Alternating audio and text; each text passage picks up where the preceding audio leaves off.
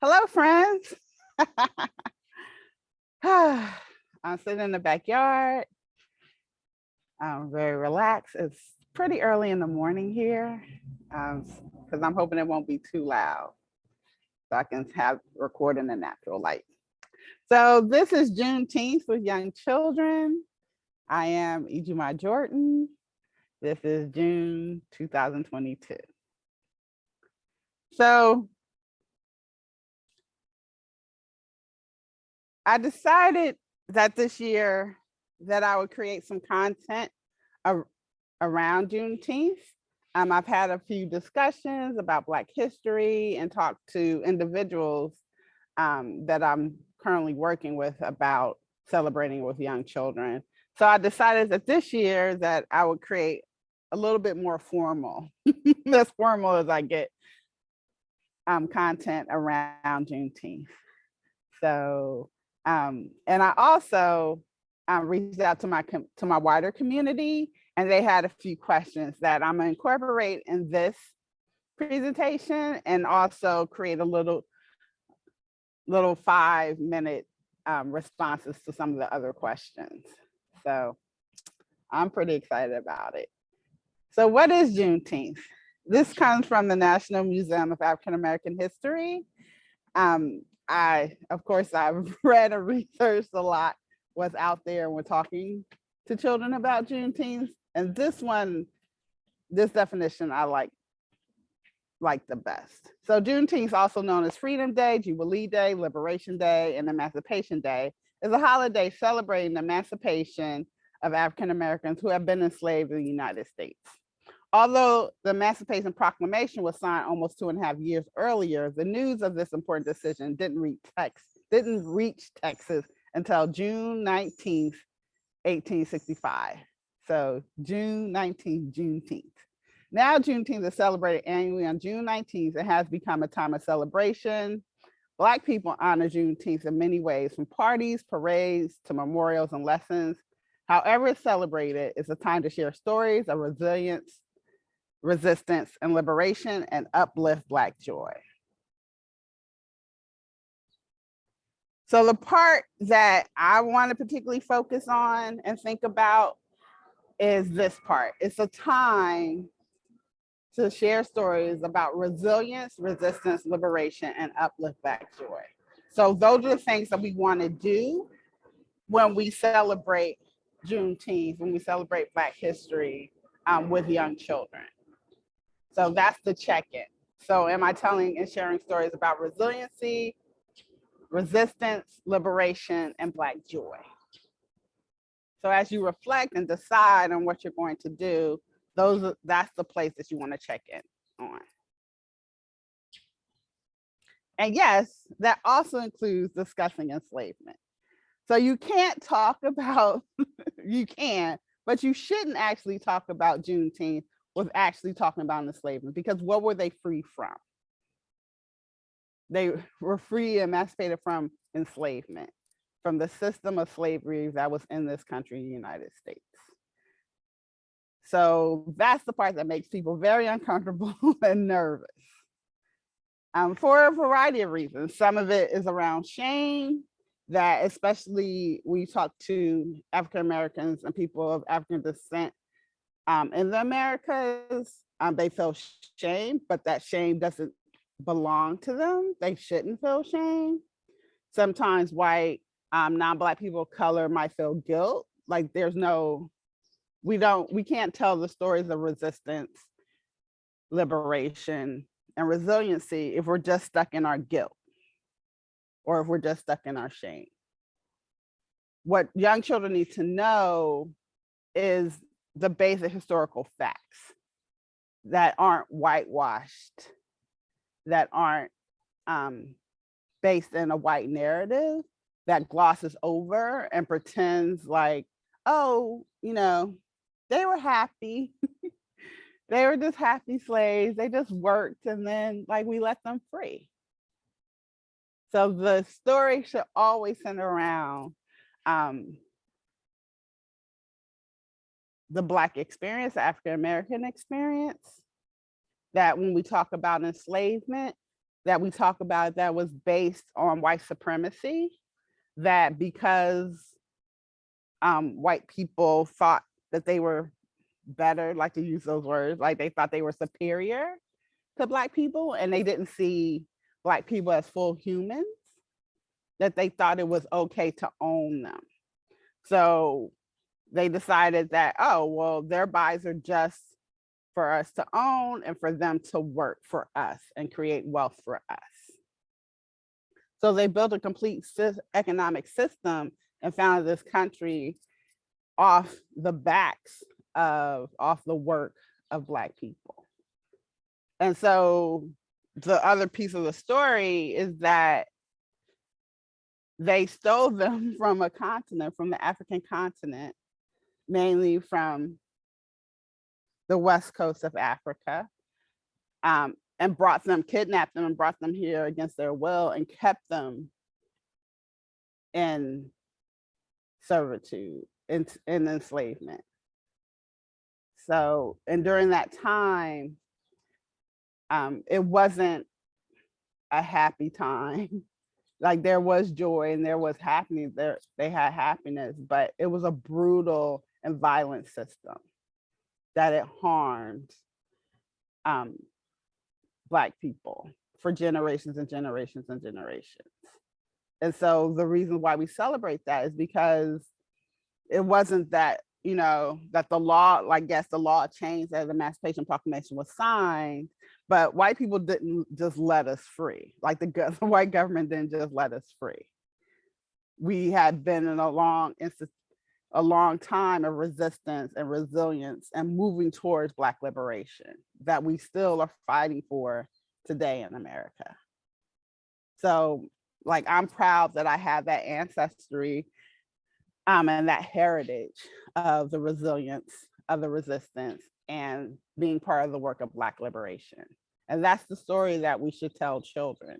And so when we talk about it, like why we celebrate, like it's good to be free. We should celebrate freedom and celebrate the continued work that we're a part of. And so people, this comes up all the time. Doesn't telling a story of Juneteenth and enslavement of Africans trigger trauma for some children and families? So again, will that, like if you've never heard that story before, if you didn't know that we had a system of enslavement, that people were harmed, how would you feel, right? You would have big emotions, but having those big emotions and feeling sad and angry isn't the same as trauma, right? Like our ancestors went through a traumatic experience of enslavement. We are not going through that same experience right now. Yes, we're still experiencing racism and police brutality, and those things are happening. But to also talk to children about like their big feelings about that information. And as adults and as educators, it's our responsibility to hold that space and talk through it. So it's not automatically trauma. And that idea is actually used more often than not as an excuse to whitewash. Like, oh, we're not going to talk about it because it's trauma. No, it brings up big feelings and strong feelings, as it should, because we're human, and like that humanity, like no one should be neutral about enslavement. Nobody should feel like, oh, okay. Like you should feel sad and angry that people went through that. And so talking to being direct and this a worry of like, oh, then we have to talk about all this explicit things. Like that's not necessary. We wouldn't do that any other way. That's not appropriate. And I would hope that we can trust ourselves and trust each other to talk to children in an age appropriate way. So we want to talk about the harm and the unfairness of the system of slavery. And that's the place that we can engage children, because that still is going to create those strong emotions. And so we hold it and we talk about it. There might be children that are worried that it could happen again, or it's like, or like it could happen to them or their friends or someone that they love. And so we just reassure them about that.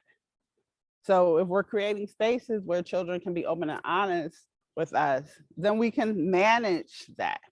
But having big feelings when you hear information about other people being harmed in the past or the present, or thinking about the future, that's actually not trauma. That's just big feelings, like invalid feelings of usually anger and sadness. So that's a conversation to have with the other adults, because that's something that families ask and talk about. That's what maybe your coworkers will ask or your administrator. So making the distinction between harm and trauma, those aren't the same things. You have a traumatic experience and be harmed, but when we just talk about something, that's not a trauma trigger. So another question, when I share with families that will talk about or celebrate Juneteenth, some don't want their children to learn about slavery. How do I respond? So a few people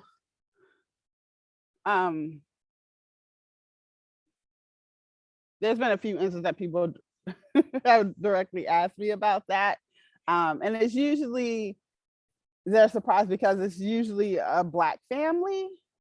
It could be an African-American family. It could be a Black immigrant family from the Caribbean, from the African continent, who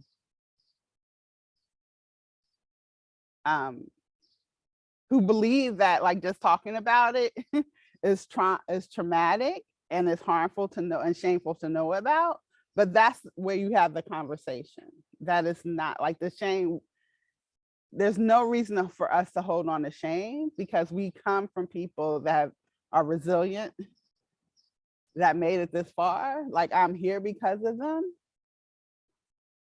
And resistant, like they weren't just passively participating, like they were made to participate. And that's different, because if they didn't, there were like very serious consequences. It might have been their lives, the lives of their children, the lives of their family members. So it was, again, it was a corrupt and violent system. And so people weren't just passively being a part of it. Like it's always been a legacy of resiliency and resistance to move us towards full liberation, full Black liberation. And so when you talk with parents and explain that to them, there hasn't been a time where after I've talked with families about it and I've talked to other adults about it in this way, that they've been like, oh no, I still don't want to. They haven't. And the other piece about this is that talking about it, sorry, there's little bugs. Talking about it actually aligns if your program says that they're anti-racist, that they do anti-bias education. So then this is aligned with our values. So there's no opting out of this. There's no opting out of learning about African-American history, which is American history. Because we wouldn't do that. Like, are there other aspects of history that we don't talk about? That's not true. Like even if you don't like celebrate holidays, like you still might talk about the observer, especially now with Juneteenth being a federal holiday, that usually in programs we talk about like why we have a certain day off. And so a lot of programs do have that time off. So it's relevant to talk about it with children. And so asking families about what their concerns are and not just taking as face values, and have a discussion, and also remind them that talking about this is aligned with our values as a program. So we're not gonna have like, there's no opting out. I know, like that's hard to be so direct, but as part of this community, these are the things that we talk about, and they can feel hard. The children don't know, and like I'm sure you had other hard things to talk about that you've had success with. So I would just remind families of that.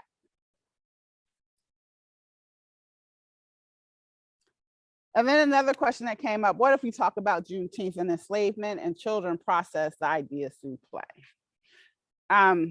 So I talked a little bit about this with Megan and the video that's out right now. So go listen to that. But I wanted to share a few more stories about that, because there's a difference in that play. As someone who grew up as a child celebrating Juneteenth and knowing African-American history and knowing about enslavement as a young age, I have that personal experience. And I've also, as an educator, as a teacher coach, as a consultant, I've also encountered experiences where children are doing that in ways that were harmful, and supporting teachers and what to do about that. And so I have a few ideas, and this is reflective of what I've advised and what I've done myself. So if the play is physically harmful or emotionally harmful, just stop it like you would any other. Like if someone is playing with a stick and, it's fine that, they might be horrifying, but if someone gets hurt, right, you're gonna intervene. And so it's the same way if you see plays and playing out ideas that are harmful physically or emotionally, you're gonna stop it. So an example of that is that in a mixed race classroom where predominantly white children, they had been talking about Black history, and they had just begun, because it was around, I think it was around President's Day. I don't think I said this in the video, but I think it was around President's Day. And so they were talking about Lincoln and Frederick Douglass. And so it came up about enslavement. And so there were 3 teachers. The lead teacher was a white teacher, and then her co-teachers were Black and Asian.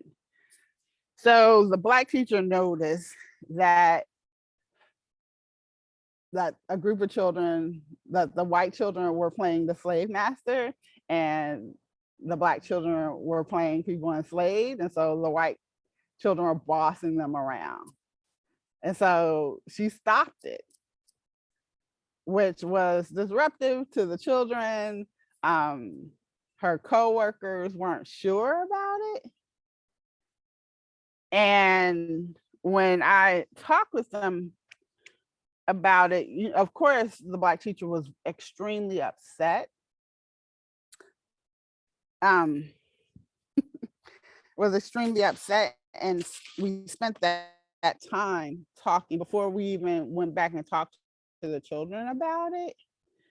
In the moment, she just said, this isn't how we play. Like, we don't play like this, and kind of left it at that, because it was very emotionally charged in the moment. So when I came in, it was to help them talk with each other about it, and then make a plan and execute a plan to talk to the children about it. So the barrier was that the other adults didn't understand why she would disrupt the play, because they're a play-based program and child-centered. Why would you ever stop it? And so we did have to spend time talking about why that was so disturbing, why that was harmful to the teacher and harmful to those Black children in the classroom. And so once we got to an understanding, and the Black teachers, co-teachers actually started expressing empathy and understanding around them, then we made a plan to talk to the children. And so let me go back. And so in that story, they went back and talked with the children, and the conversation was about reminding them about, remember when I stopped that play and talked about how she felt, and here's why that's harmful. And so it was just part of their practice that anytime play was harmful, the children knew like, oh, we're going to stop and talk about it and make a new plan. And so that's what they did. And also they investigated what the children's understanding was about it.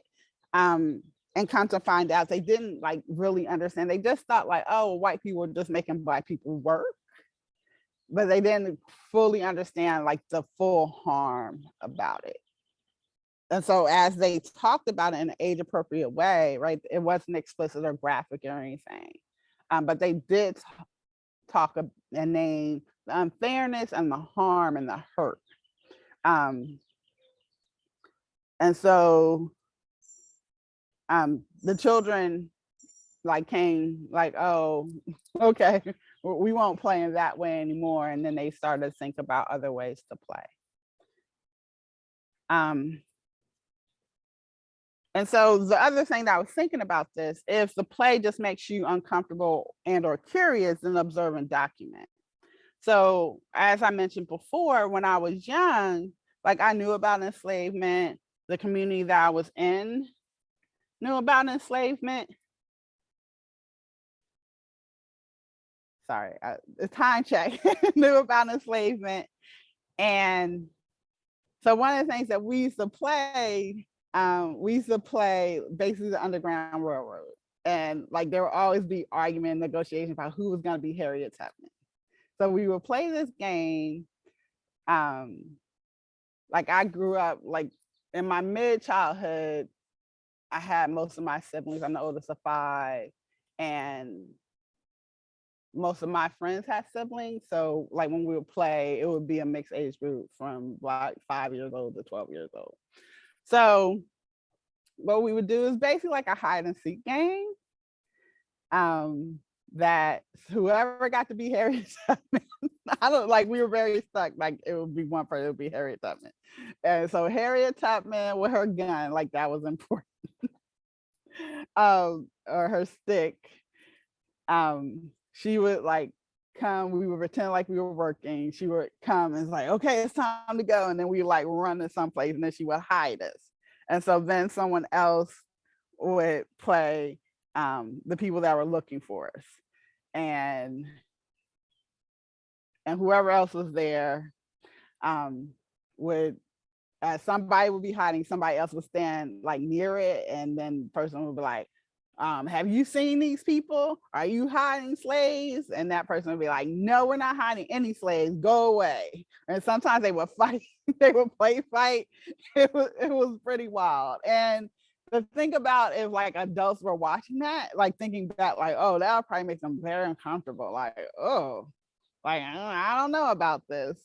But it was our like playing out, like it was like superhero plays, playing out this hero that we had learned about, and staying in that story of resiliency and resistance, and understanding our own Black culture and figuring out what it must have been like because we were like we pretend to be very scared and like tired from running all the time. And so like that's the play that that the adults, like it wasn't in school, like it was just us out playing. And I asked my mom quickly about it, and she was like, yeah, I kind of remember that, but like we just left y'all alone because like it didn't seem bad. But they continually would talk to us about Black history and about different aspects and about different people that were part of resistance and part of Black liberation. So they didn't think that it was that odd. And I know one instance where children did like had their play did incorporate like Harriet Tubman and Abraham Lincoln. So to think about what the context is and observing and documenting that. And so maybe that's not the play that you would actually stop, but you always want to have discussions with the children about their play and the things you observed. You want to clarify any misunderstandings or misinterpretations. So when you talk about Juneteenth, I do, and I have observed children pretending to have a Juneteenth parade, or having a meal together for Juneteenth, or somebody giving a speech, or like going to church. A lot of children experience Juneteenth as part of their church experience. And so like they play all of that out. And so that's the play that that I've always advised teachers to observe and then talk about and debrief that with children. And then that gives the opportunity to clarify any misunderstanding or misinterpretations. So if there are some things that have been harmful or there are misinterpretations, discuss and make a plan to play out the ideas in ways that aren't harmful. And children, I've had many conversations and many discussions, and like it takes time, but like we work it out. And then for you and the other adults, reflect on the process and the outcomes of your discussion with children. Share your reflections and next steps with a trusted friend. You know me, so like I would love to talk to you about it. And then follow up with the children, just repeat that cycle. So thank you for watching. You want to say hello, or you have more questions or thoughts, you can connect with me on social media, on Instagram or on Facebook. And thank you for listening. I'll see you soon. Bye, friends.